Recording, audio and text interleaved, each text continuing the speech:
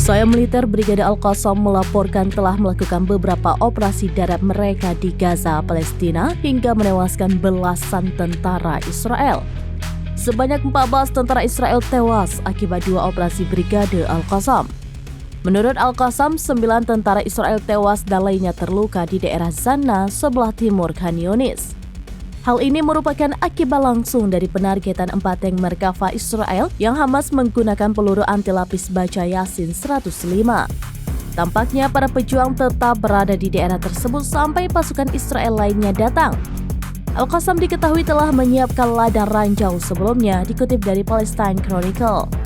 Lantas dilaporkan 3 perangkat anti personel berukuran besar meledak di antara para prajurit secara bersamaan menurut pernyataan itu. Al-Qassam mengindikasikan bentrokan sengit terus berlanjut di wilayah Zana.